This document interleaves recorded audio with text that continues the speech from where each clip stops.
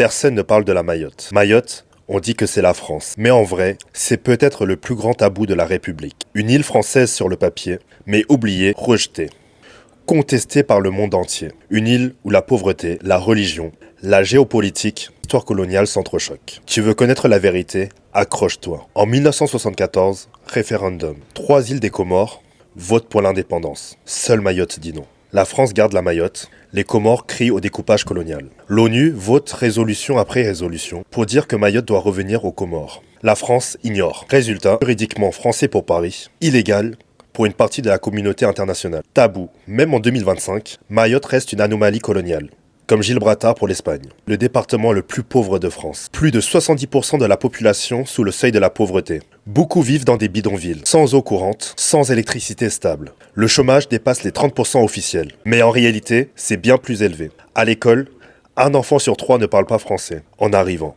On dit que Mayotte, c'est la France. Mais c'est une France où la misère est pire qu'en Afrique voisine. Les jours, des Kwassa arrivent des Comores. Des milliers de morts en mer. Aujourd'hui, près de la moitié de la population est étrangère. Mais eux aussi ont de la famille comorienne. Contradiction explosive. Les tensions créent des violences communautaires. Parfois, des Mahorais, incendies, les cases des Comoriens. Mayotte, c'est la seule frontière Schengen avec l'Afrique. L'Europe a une frontière maritime en plein océan Indien. Mais personne n'en parle. Mayotte est musulmane à 95%. Jusqu'en 2003, la polygamie était légale. Jusqu'en 2011, il existait des tribunaux islamiques pour juger les affaires familiales. Officiellement, la République a supprimé ces pratiques. Mais dans les faits, elle continue officieusement. La France ferme les yeux.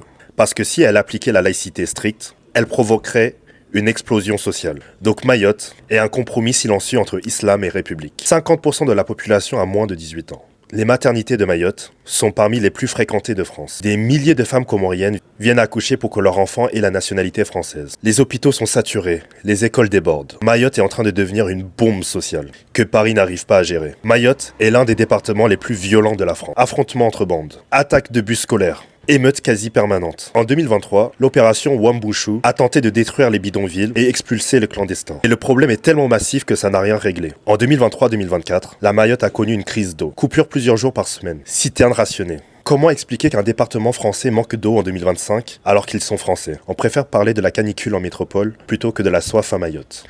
L'océan Indien est stratégique. Route maritime, base militaire, rivalité France-Chine. Pour Paris, Mayotte est une carte maîtresse, une influence militaire dans la région. Pour les Comores, c'est une blessure coloniale, où les enfants français naissent dans la misère. Et une île que l'État ne garde pas par amour, mais parce qu'elle est trop stratégique pour être lâchée. Mayotte, c'est la République mise à nu. Une vérité qu'on préfère cacher parce qu'elle dérange.